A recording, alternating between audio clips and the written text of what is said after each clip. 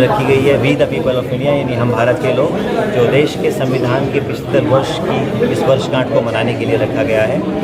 Hall number 2, 3, 4, 5, 6 और विशेष रूप से बच्चों के लिए एक 6 नंबर हॉल तैयार किया गया है। तो आने वाले 9 दिन साहित्य, कला, संस्कृति, 2000 से ज़्यादा स्टॉल, 2000 से ज़्यादा प्रकाशक और लगभग 1000 लेखक और कम से कम ज़्यादा नहीं तो 600 से ज़्यादा लिटरेरी प्रोग्राम्स आपको यहाँ देखने को मिलेंगे। और हर रोज़ रंगमंच सजेगा जिसमें फोक आर्ट, साहित्य, कला, संस्कृति और हमारे जो गेस्ट कंट्री हैं रशिया, जिनकी थीम है रूस से आई किताबें, उनके भी कार्यक्रम आपको देखने को मिलेंगे। तो आइए अगले 9 दिन किताबों के साथ बिताएं और किताबों की इस महात्मा की गुप्ती ज़रूर लगाएं। सर, इसमें कितने विजिटर्स, ऑथर्स और इन्वेस्टर्स वगैरह? मुझे लगता है कि 20 लाख से ज़्यादा लोग इस मेले का लाभ ले पाएंगे। और भी जो हमारे कार्यक्रम है उसमें 1000 से ज़्यादा लेखक हमारे पास पहले से रजिस्टर्ड है। उसकी बुकलेट्स और प्रोग्राम्स हम आप लोगों के माध्यम से देंगे। Sir, how does the fair provide a platform for new and emerging authors to showcase their work? वो आके अपनी किताब वहाँ पर चर्चा कर सकते हैं, डिस्कस कर सकते हैं, डिस्प्ले कर सकते हैं। बहुत सारे प्रावधान रखे गए हैं, उसके लिए सारी ऑनलाइन हमने पूरे इन्विटेशंस डाले हुए हैं। तो उसको आप लोग वहाँ से निश्चित रूप से संविधान के 75 वर्ष को संवैधानिक मूल्यों के साथ सेलिब्रेट करें और समाज के बीच किस प्रकार से संविधान की भूमिका रहती है उसके लिए हम अपने नागरिकों को सजग करें। इस थीम को रखा गया है। इसके अलावा हॉल नंबर 5 में सभी मेजर पब्लिशर्स होंगे, थीम पवेलियन होगा। हॉल नंबर 4 अंतर्राष्ट्रीय पवेलियन होगा। हॉल नंबर 3 में बाकी भारतीय भाषाओं के पवेलियन होंगे, लेखक मंच होगा, ऑथर कॉर्नर होगा। इसके अलावा हॉल नंबर 6 विशेष रूप से बच्चों के लिए तैयार किया गया है। बच्चों के लिए बहुत सारी गतिविधियाँ रखी गई हैं। एम्फीथिएटर को तैयार किया गया है। हर 9 दिन आपको राष्ट्रीय और अंतर्राष्ट्रीय रंगमंच की गतिविधियाँ वहाँ देखने को मिलेगी। कुल मिलाकर 9 दिन आपको फेस्टिवल के तहत 1000 से ज़्यादा लेखक और प्रकाशक इस लिटरेरी सेलिब्रेशन को हिस्सा लेते नजर आएंगे। कल्चर प्रोग्राम्स का समय इवनिंग में रखा गया है, दोपहर 3 बजे से लेकर शाम को 8 बजे तक। बुक फेयर 11 से लेकर शाम को 8 बजे तक। सभी बच्चों के लिए, स्कूली बच्चों के लिए, डेलीगेशंस के लिए एंट्री फ्री रखी गई है। दिव्यांग के लिए फ्री रखा गया है, सीनियर सिटीजन्स के लिए फ्री रखा गया है।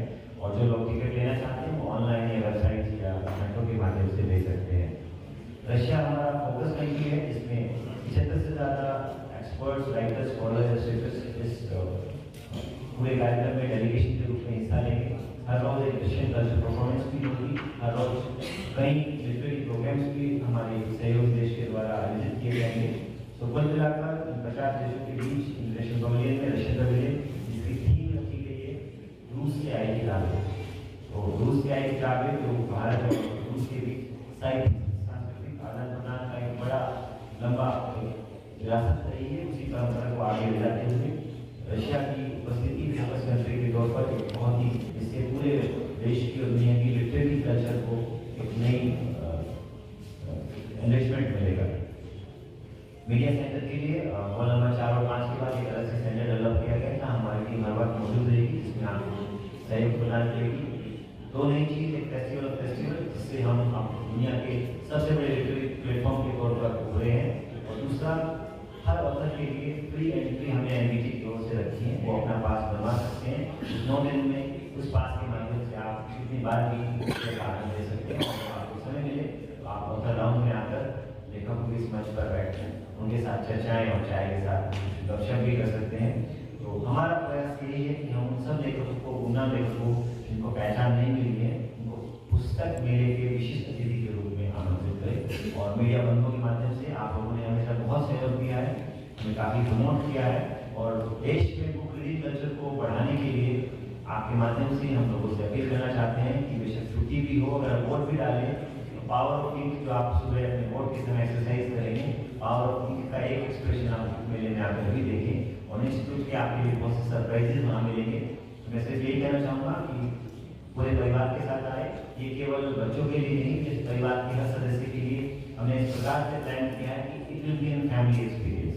पूरे परिवार के लिए एक विशेष अनुभव होगा और कहीं न कहीं किताबें हमारी जिंदगी का हिस्सा बनेगी।